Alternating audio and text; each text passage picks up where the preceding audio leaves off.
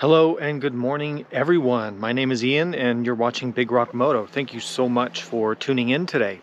So we've got a little adventure in store. It's a little bit different than my normal videos. So let me go show you kind of what we're up to here. So what I'm doing this weekend, I've got 2 days to go play. And so I decided to test out some new camping gear and some new setups and go on a little adventure in the Mojave Desert on the California BDR, or Backcountry Discovery Route. So let's go take a look. And let me show you the bike setup, kind of give you a sense of what I'm doing this weekend, and then you'll come along for the ride with me, and I'll show you this cool ride. So let's flip this around. We've got the Yamaha Tenere 700. You probably noticed that I took the graphics off. I actually wanted to go back to the factory white and red paint. I actually kind of like it. Quick overview of kind of how I'm set up for this trip. So you can see here that I've changed the luggage setup from the Death Valley trip that I showed you last time. So I'm using the Tusk Highland X2 rackless luggage system, which is something they sent me to test. It's combined around 80 liters, maybe 90 liters with this larger bag that I have. I've got 3 liters of extra water for camping, and I've got 2 liters in the backpack, so I'm carrying 5 liters of water. I've got the Moto's Rowell's rear tire, which is still doing really well, but I have the brand new dual venture front tire, which is not even broken in yet, so we're going to go ahead and see how that works on this ride. So the plan is to head out through the high desert, California, head out past 29 Palms and pick up section 2 of the California BDR, which is one of the sections that I've never ridden. So we're going to try to go ahead and complete that. And then we'll end up camping tonight somewhere in the Mojave Preserve.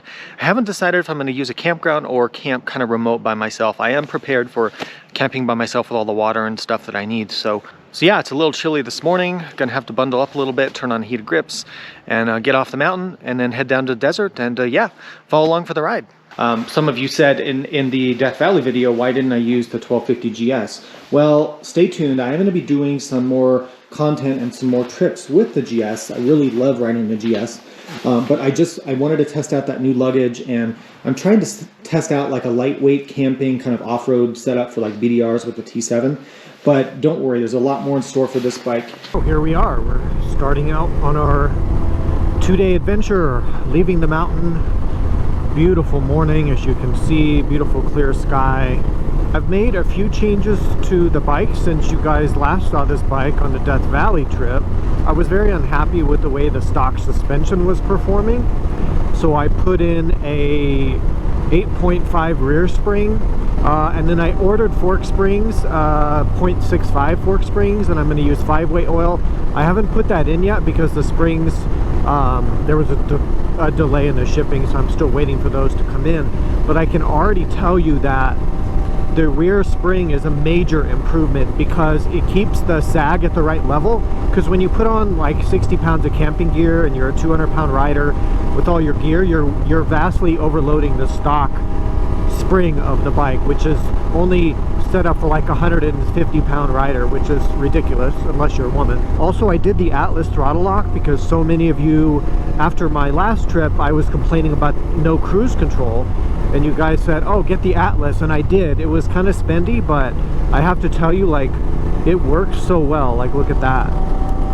It really does work, and thank you guys for recommending that.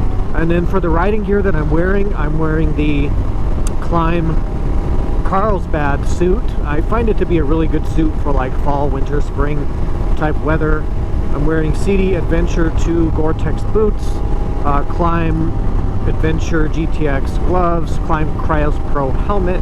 I'll put a link to all the stuff I'm using in the description of the video, and I'd appreciate it if you guys would use my links so that it can support the channel just a little bit every time you buy something through Rocky Mountain.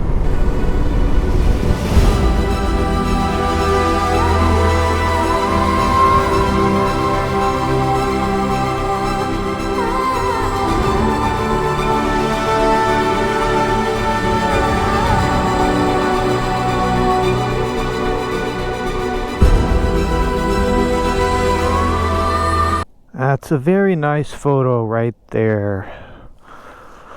I already mentioned the Tusk Highland luggage. This is the Tusk tail tidy kit, and I'll link that here as well. Ral's rear tire, Yoshimura full exhaust. That is kind of an expensive add-on, but I really like it. IMS core foot pegs. I've got an airflow seat cover, which I've talked about in other videos. Really love that thing. It really increases the seat comfort a lot. Yamaha Rally seat. Let's see, Tusk crash bars, which I really like, and I'll link to those here. I've got the Tusk skid plate, which has this Quiet Guide plastic plate, which you can replace. I really like the skid plate. It's protected the bike very well. And you can see it extends down and protects the shock linkage as well. So highly recommend that. Barkbuster handguards. I've got some Amazon LED running light turn signal things, which work great. Dual venture front tire. The front tire feels very good so far. I'm very happy with that. Everyone always asks about this. This is a Puig clip-on windshield visor, and it adjusts at all different angles. I really love these things. I have one on my GS2. I've got the Moto Pumps windshield adjuster, and in fact I'm going to raise this windshield up a little bit here and see how it is. It just could use a little more wind protection, so let's try it about halfway up. Luggage, actually, the bike doesn't feel heavy with this luggage on. I was kind of concerned that it would feel top heavy or something, because, you know, panniers kind of carry the weight a little bit lower, but you know what? It's working out really well. Take a look. I think it's going to work really well. Got a beautiful day. The weather's warming up out of the cold mountains. Can turn off my grip heaters. Oh, the grip heaters, you're going to ask about that. So they're Yamaha OEM grip heaters, and I'm really happy with them. They work really well.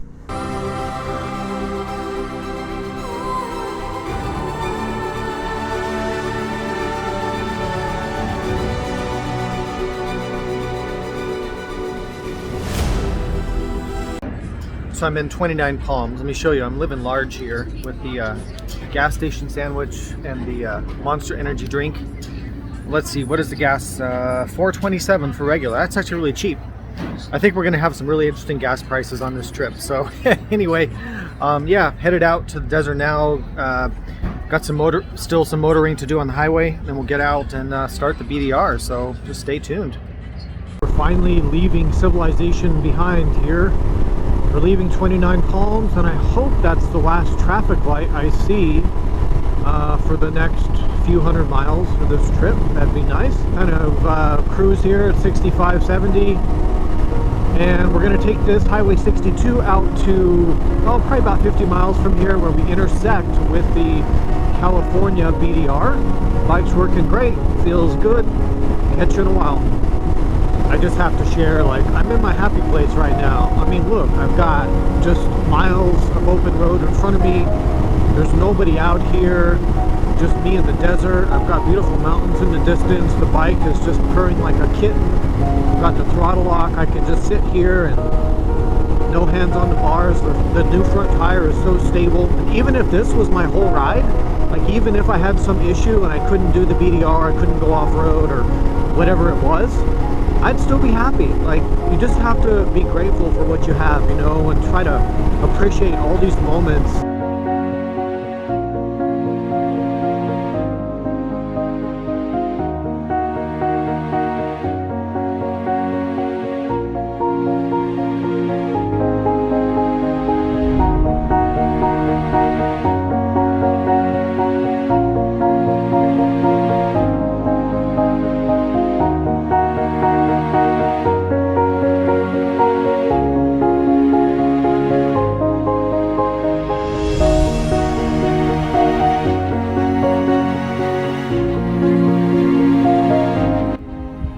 Well, we made it. We're at the start of California BDR Section 2. Well, not at the exact start of Section 2, but pretty close. So yeah, we're going to start on the trail. This is Cadiz Road.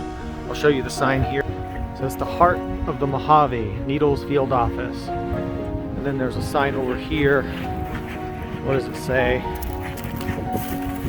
You know, it just gives you the road numbers, I guess. But yeah, I'm going to take out some layers, have a snack, and we'll hit the trail. So my audio cut out on this part of the video, so you're going to have to live with my narration.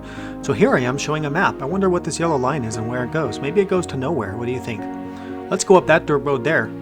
Yes, I agree. We should go up that.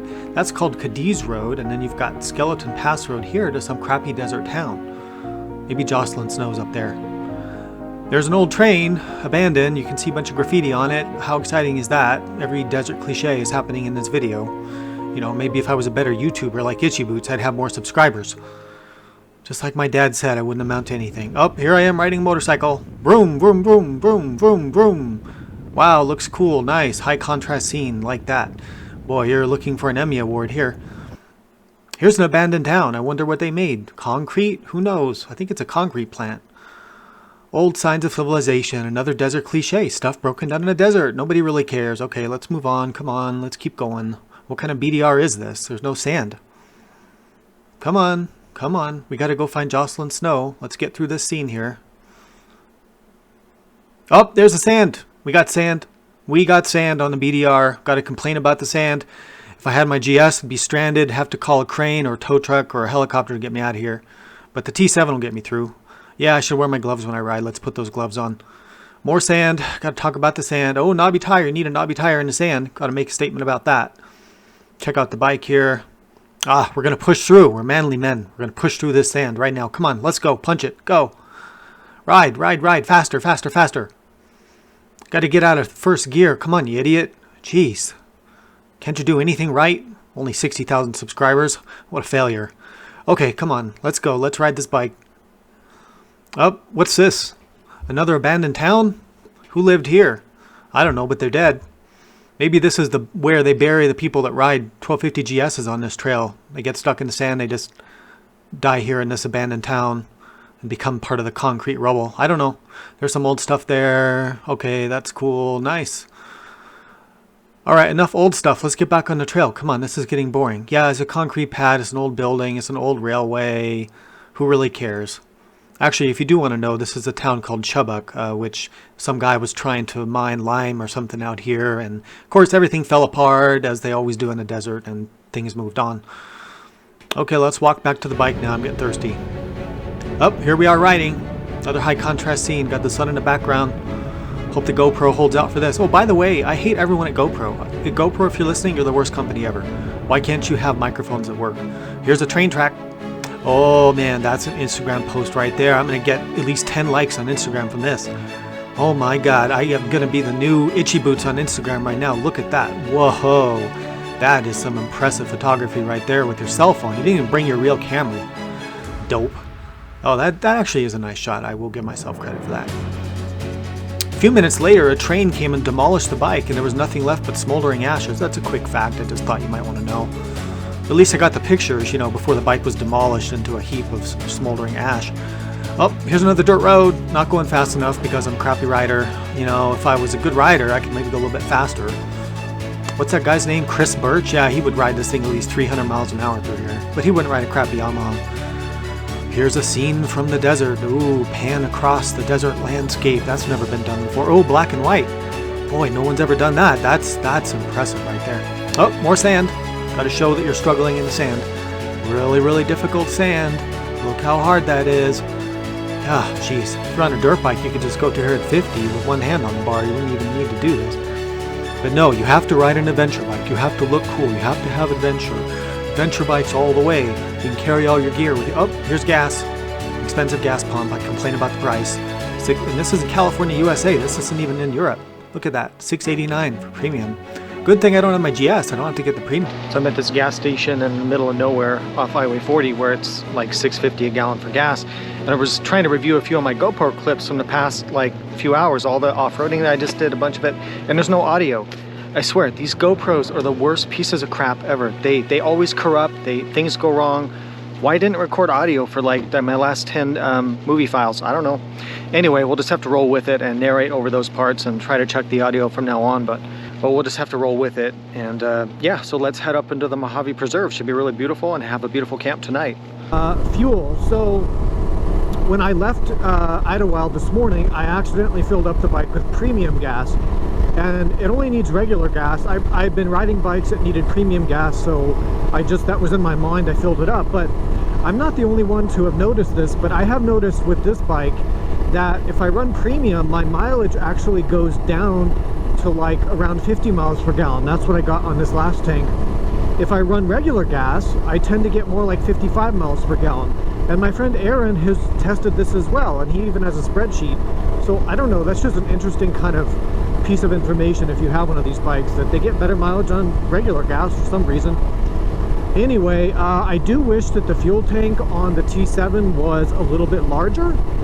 4.2 gallons is just not enough really for riding in the western United States. Like 5 gallons would be perfect, maybe 5.5 would be better. It just makes you a little bit nervous because you get a fuel light around 140 miles, but realistically you can probably go about 200 miles before you're on empty. But yeah, it's just something that's kind of frustrating about the bike. I mean, other than that, I love the bike, but it'd just be awesome if it had just maybe another gallon of fuel. Would just make it perfect. Welcome to Goffs, California. Look, population 23. I think I'm going to move here. 23 sounds like a good number of people. You know, 20 might be perfect. 23 is pushing it a little bit, but so anyway, we're gonna head down this road and turns to dirt, I guess, somewhere, because it's not a BDR unless you're riding dirt. You know, you got to prove yourself by riding dirt as hard as you can. You know, these BDRs. Maybe Jocelyn Snow's up there somewhere. I don't know.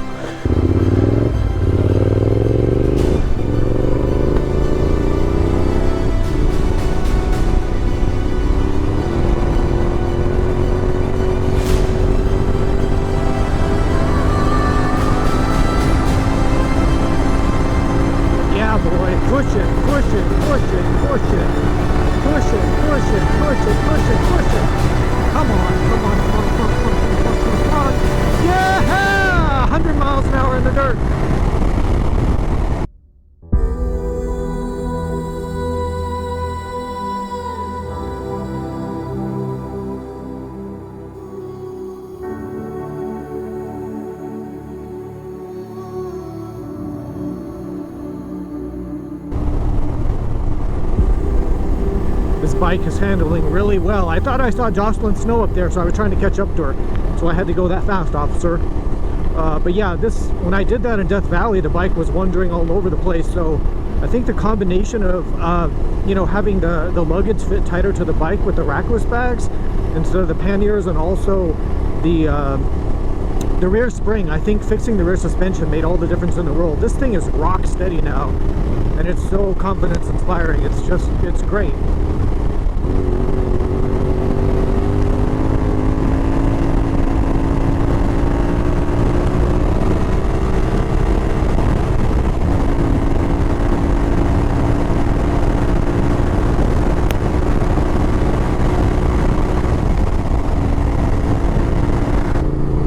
So we're in the Mojave National Preserve. Some of the best rides of my life have been up here. There are so many little two tracks going all through this desert and winding through the cactus and the Joshua trees. It's just so scenic, and there's a soulful characteristic to this place it's really hard to put into words. But there's some more challenging sandy kind of Jeep roads and stuff that I used to always ride on smaller, like dual sport bikes. But the nice thing about this is I've got all my camping gear with me, and I can still do most of those roads if I really want to. But yeah, this is why I do this. This is why I go to all this effort to do these crazy rides. It's just moments like this.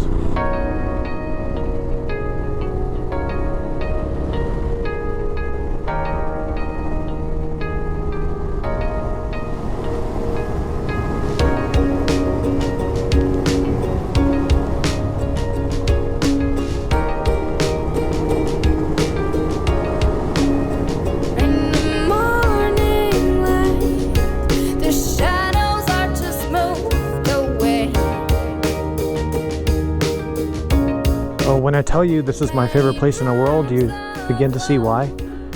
God, there's I don't know. This place really has a special sauce for me. I mean, look at that two-track road. I mean, does that not tell a story or what? Man, and look at that.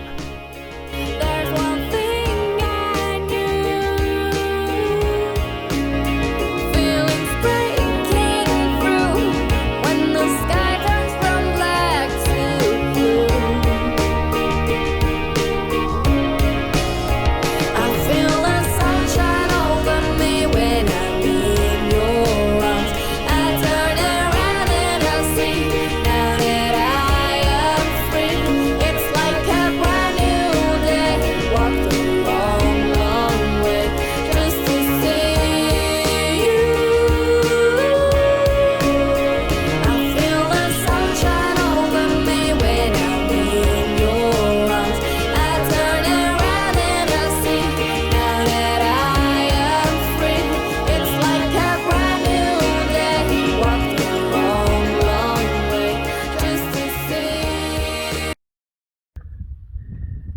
where it's some sort of monument, some sort of rock spring or something. I see an old structure over here, so let's go check it out.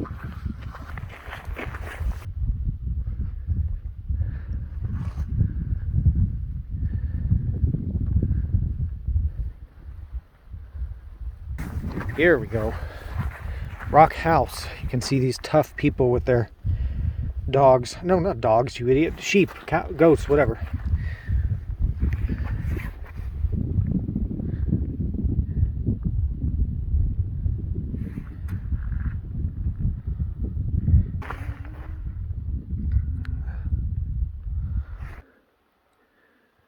Not a bad view from your patio, huh? If you have to live out here in the middle of nowhere. Really something else. Be cool if you could like camp in this cabin, but if they allowed that, everybody would ruin it and trash it. So I'm glad they kind of preserve it behind the gates here where you can't camp. Sure is a good time of day.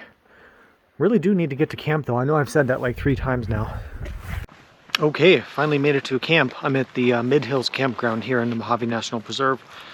I'm gonna set up my tent right here. I tried to pick a wind sheltered spot just because I've camped up here enough to know that the winds can come out of nowhere at like crazy strength in the middle of the night. So I'm hoping that this will give me some shelter down here in these juniper trees. You can see the bike up here behind me. It's just parked there. And then I've got this campsite here with a fire ring. I'm not sure if I'll have a fire, but anyway, I need to change clothes, clean up a little bit, set up my tent and sleeping bag. It's already getting cold. I'm already getting a chill, and pay my campsite registration fee. But I do have some new stuff on this trip. Like I've got a new tent, a new sleeping bag, new stove, just some stuff that's smaller and hopefully more effective. So yeah, great day of riding. Really awesome. Didn't catch up with Jocelyn Snow yet, but there's still hope. You know, maybe she'll come rolling through the campground. Well, it's kind of getting dark, but I paid my campsite fee. I got my tent set up. Let me show you here. There we go. It's an REI Passage 2. Really nice. Sets up really well. It's brand new. Ooh, scary. So yeah, I've got camp set up. I wish you guys could see the night sky. It's so beautiful here. I mean, obviously you can't, but anyway, yeah, I'm cooking dinner. Let me show you. Got stove ready here. I've got some yummy dehydrated food. Ooh, look at that. Tent set up. Got the stuff in there. Got camp set up. Oh, I got my new Tusk camp chair, which they were nice enough to send me. I'll put the link below as always. Even in the dark, I'm still working for you. And got to charge up some stuff with the Tusk battery charger and jump starter pack. Put the link for that as well. But yeah, having a good night at camp so far. It's not too cold yet, but who knows what the night has in store. So yeah, I'm gonna make some dinner and enjoy camp, read a book. I'll talk to you soon.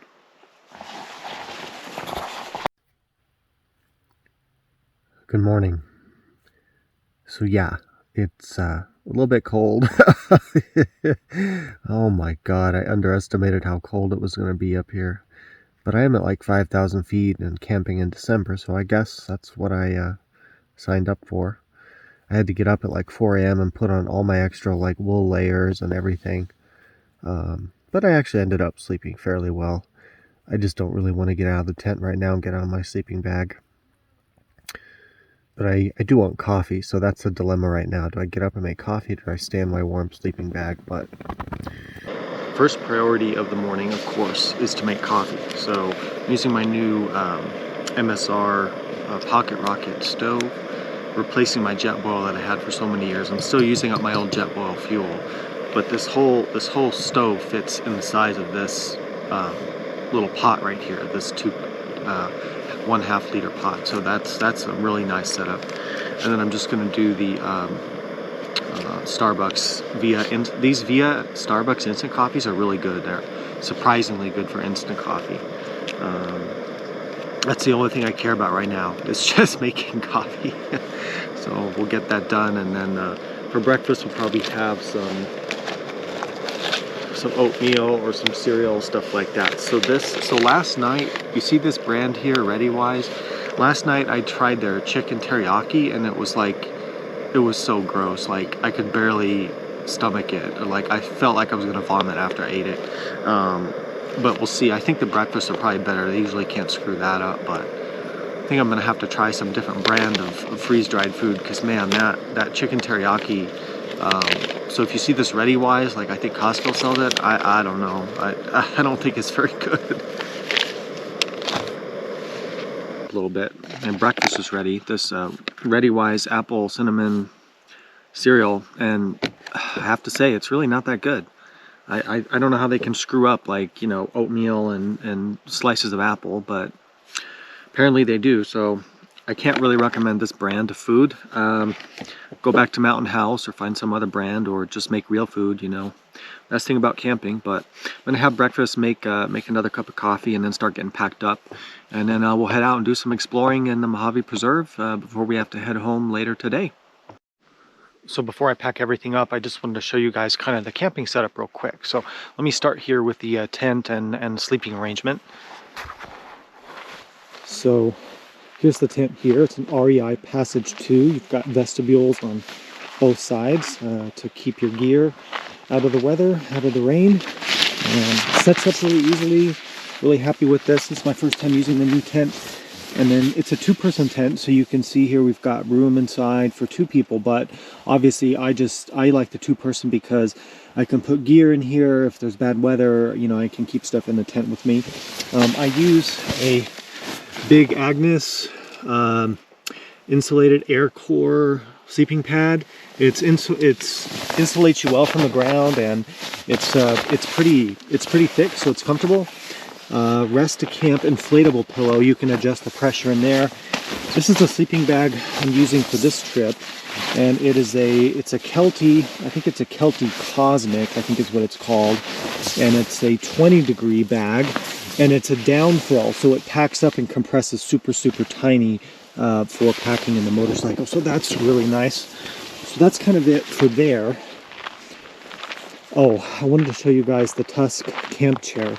So this thing, they sent me this to try out, and you know, I have other chairs like this that are actually more expensive, like the ones that REI and places like that sell. But this one, I'm super impressed with this Tusk chair. It's super strong. Like, look how thick the legs are, and when you sit down in it, it's actually really comfortable and extremely sturdy.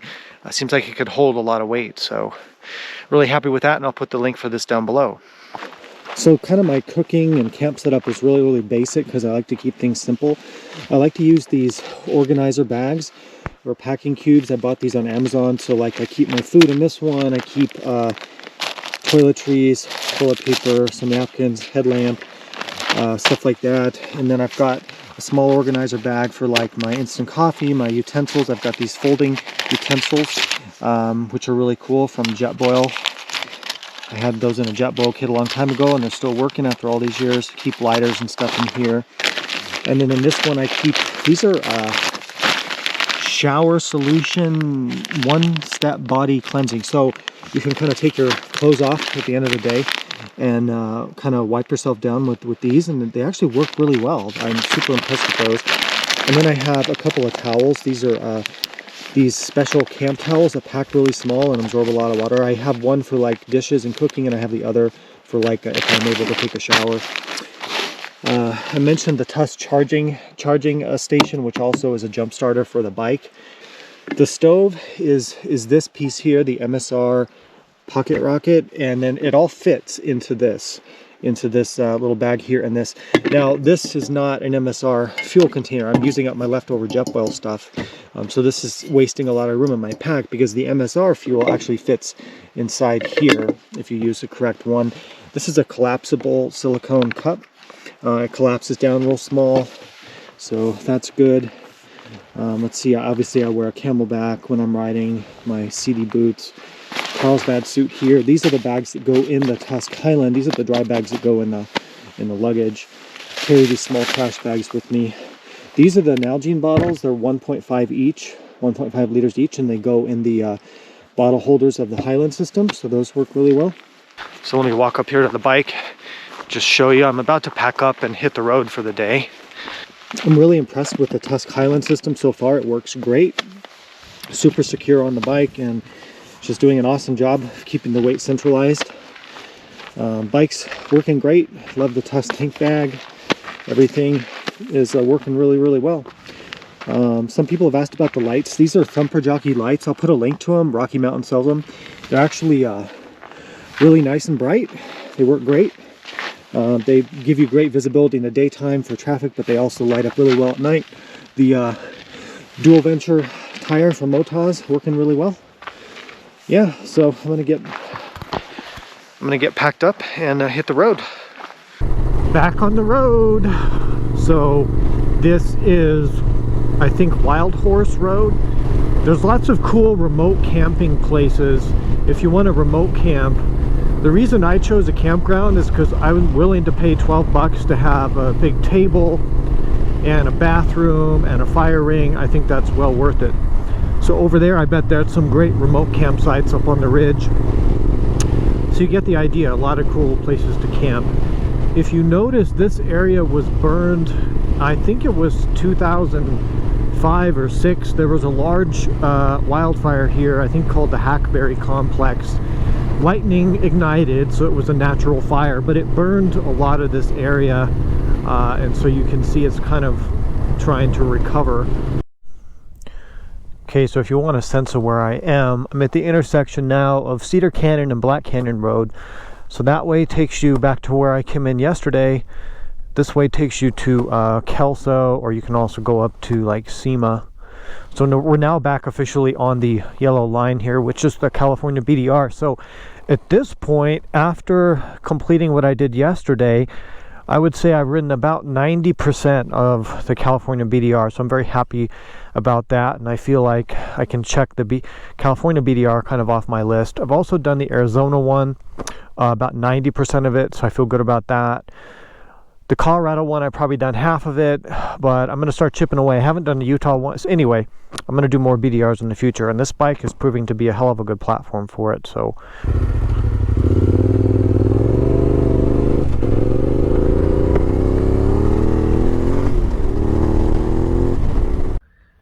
So I'm going to ride this trail here. We're back on the California BDR. This is a great 2-track that goes to the desert, winds through the Joshua trees, but you got to be a little bit careful, and here's why.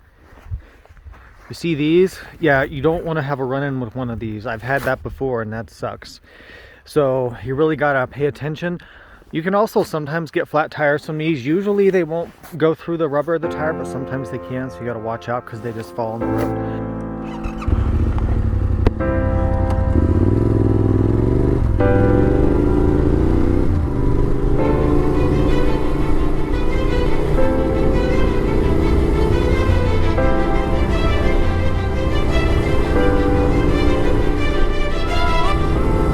From what I remember about this trail, you don't want to go too fast. I've almost wrecked here before because you'll come across like a washout, like you'll come over a rise and the trail will just be washed out, and then you'll have a you'll have to change your underwear after that point. So I just love riding out here.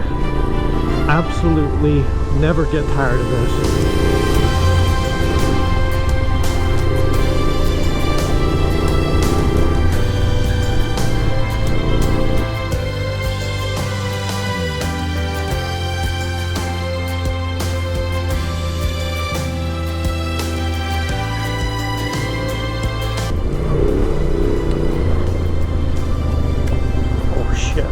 So here's a tip, remember to close your tank bag when you take off. Jeez, I hate when I do that.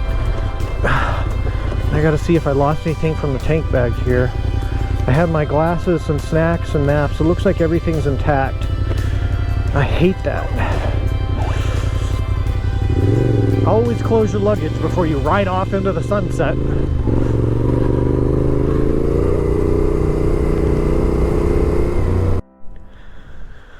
Well, if you've ever wanted to see what a Joshua Tree forest looks like after a major wildfire, here's your answer. This area was impacted by the Dome Fire, which was 1 or 2 years ago. You can see what happens here to the Joshua trees. I don't know like how this works and how long they take to come back, or really the ecology of it. I'm not sure. That'd be something interesting to look up.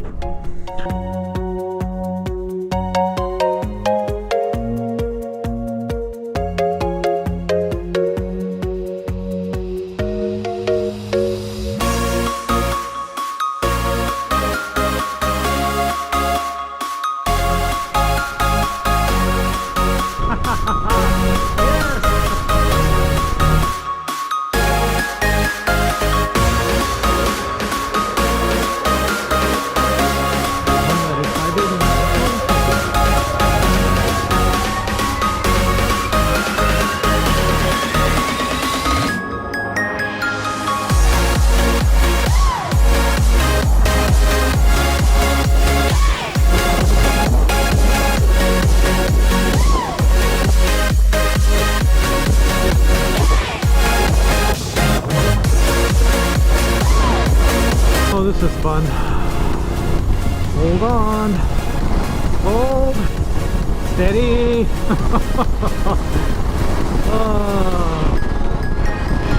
And they say the weather's boring in California, huh? Holy smoke.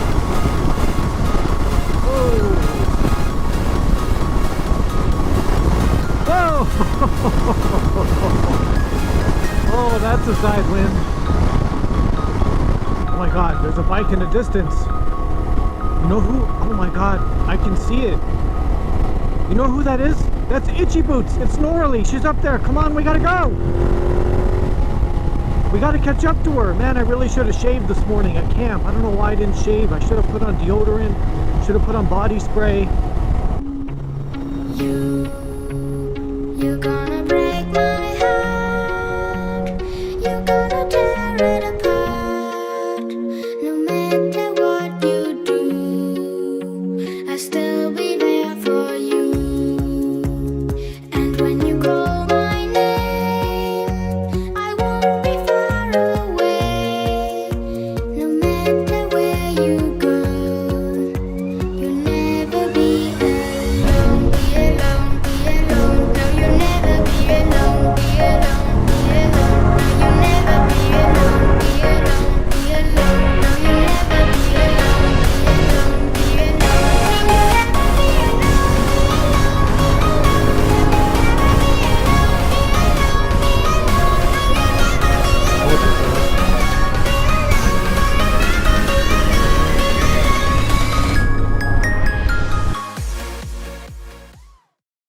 Well, can you believe it? We made it home. Nobody died. We did some riding, we did some camping, had a good time. But the point is, we did not catch up to Jocelyn Snow or Norley from Itchy Boots. But there's always hope. There's always next time. So stay tuned for next time, because you never know. Just never know when they're going to show up. Seriously though, thank you guys for following along with this. Hope it was useful. A lot more adventures to come in the future. So please stay tuned, subscribe, like, support, do all that kind of stuff. Right now I'm going to film a video with this bike about how I pack all this camping gear in these bags and what the camping gear is, how it fits in there. So if you want to watch that, either I've already published that or it's going to be in the next week or two. I just don't know what the schedule of all these videos is going to be. But anyway, thank you guys again for watching. Ride safe out there, and we'll see you next time.